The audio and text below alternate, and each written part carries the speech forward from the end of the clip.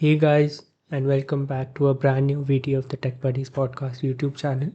So I was just browsing through our YouTube analytics and there's a new inspiration tab, and one of the suggestions I found there was underrated smartphones. So I thought that was an interesting topic. So I picked that up and I kind of made like a list of phones which I think are underrated in India at least, and maybe some I'll pick even which aren't launched in India. So first, before I talk about the phones, I think we can quickly make a understanding about what is an underrated phone for context. So basically, what I consider as an underrated phone is a phone which um, hasn't been talked about that much in tech Twitter or even on YouTube as much, or it doesn't have as much sales, but it's a really good phone overall. It isn't talked as much about. So that's what I categorize as an underrated phone. Or maybe it's a phone that's like very innovative, but it didn't get as many sales.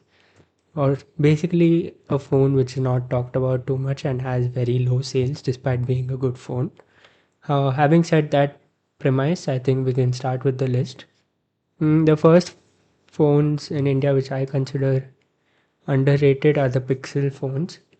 Uh, don't get me wrong, the initial few Pixels that were launched, the Pixel 6, 7, and even the 8 maybe, had a lot of heating issues and network issues in India. But um, having said that, Google software and camera is too good. And the latest Pixel 9 series, which has been launched, has no heating issues or anything as such, and they've fixed most of the issues.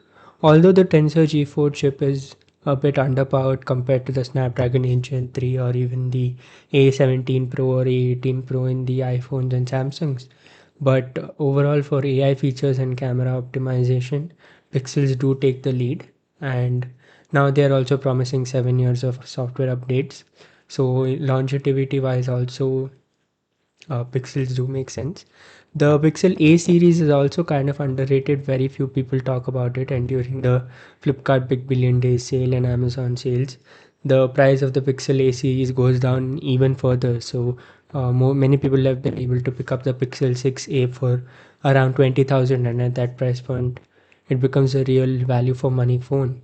So overall, Pixels in India, because of their price and because of the issues they had in the past, were overrated. But I think now they deserve to get all the limelight, with the Pixel 9 series doing really well in terms of performance and other things. So I think the Pixels in India are underrated phones. The next phone is the Vivo X100 Pro.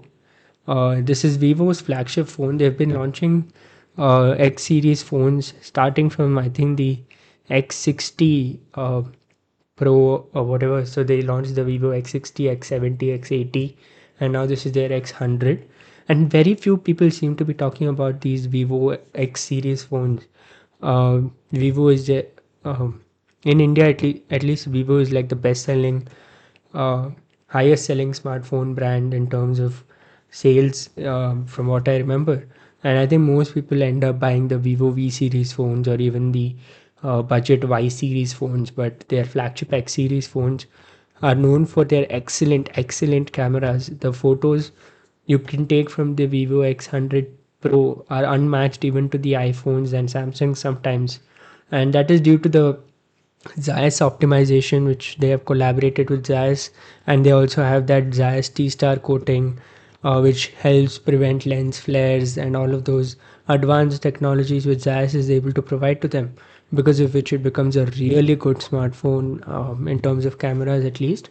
Um, it kind of becomes underrated or isn't talked about as much because of the Fun Touch OS experience, which it's getting better, but obviously it has its own drawbacks. It has a bunch of bloatwares and stuff like that, which isn't permissible for a phone which costs 80-90,000, because of which it gets a bit under the limelight. But if you're looking for a solid camera smartphone, especially for photos and you like street photography and things like that. You get a lot of Zeiss modes and all of those things. So I think you should give the Vivo X100 Pro a try.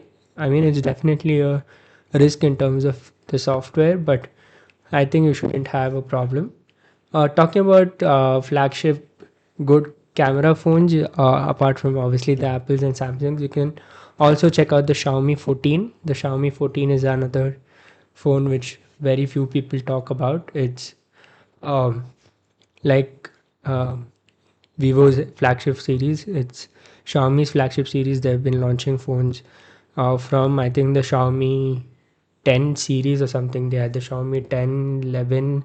They even launched the Xiaomi 11 Ultra, which was the flagship phone of their time. They launched very few units. Then came the Xiaomi 12, 13, and now there's the 14. This camera system is tuned by Leica, so which is like a very popular um camera brand. So obviously you get exceptional photos similar to the Zeiss ones. They're almost in competition against each other. Plus Xiaomi's HyperOS is I think a bit more refined compared to FunTouch OS because they I'm not sure about the mid-range HyperOS, but at least on these flagship phones they have optimized HyperOS pretty well. If you're interested in the Xiaomi 14, I would recommend you check out Aryan on Twitter. His handle is Savage Aryan. He owns the Xiaomi 14, so he keeps posting updates about it. So you can check him out on Twitter for detailed coverage of the Xiaomi 14. But yeah, that was another underrated phone on my list. Um, Moving on, I think we can talk a bit about uh, a few brands which have almost exited the market in terms of smartphones, and that is LG. One of them is LG, and LG is one smartphone maker which was super high in terms of innovation, but what they got wrong was their price in India. If you remember the phones like LG Wing, which was like their sliding phone sort of a thing, you can swipe it up and it becomes a horizontal screen and you have another screen. It's not like practical. Even Linus Tech Tips used it as his daily for a week or two, and he obviously pointed out the cons, but it was definitely innovative. Then they also had their LG 8X or whatever, the dual screen phone. So basically you had two screens which you could which was folded up, and that was another unique phone which they had. And overall, I think for a particular time, LG did launch good phones as well. And unfortunately, with these innovative phones, they couldn't price it well. And then ultimately, because of low sales, they had to exit the market. So LG was definitely an underrated brand in terms of innovation, at least.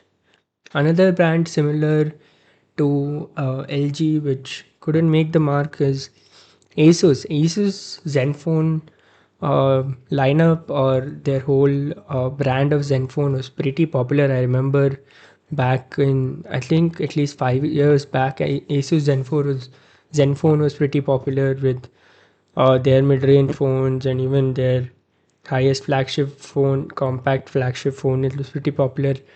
I remember like my cousin used to have the Asus Zenfone M8 or whichever, what I think it was that model. And um, yeah, Asus had their game going for them for a long time, especially in the mid range. And then when I think the Chinese manufacturers came in, Xiaomi, Realme, Oppo, OnePlus, they couldn't catch up, and slowly they had to phase out. And the only series that remained is the Asus Zenfone 8, Asus Zenfone 9, and Asus Zenfone 10.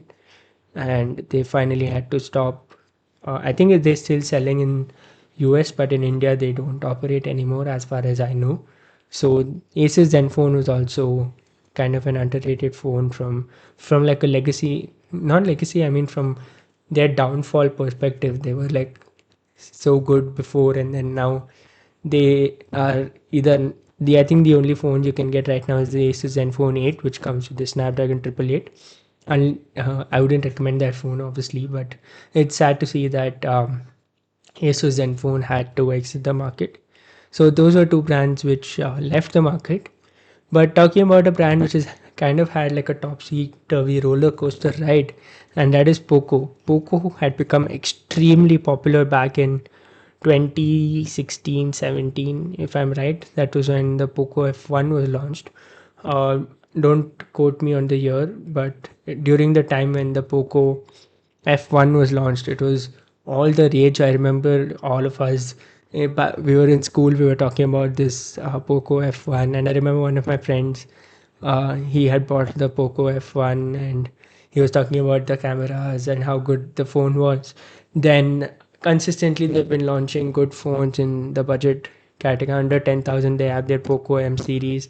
Then in the mid range they have their Poco X series, and their flagship killers is the Poco F series. And when they launched their Poco X3 Pro, and after a year, I think they pushed a software update or something which started pricking the phone, and a lot of users started complaining about it, and that sort of became the low point for the brand. And then Himanshu Tandon, I think, if I'm not wrong, he is the CEO of Poco. He kind of brought back the brand to the right track, and he kind of issued a resolution to all the people who had the motherboard upgrade. He also provided 2 years of warranty from the next phones that were launched and things like that. So that kind of brought back the trust of consumers in Poco.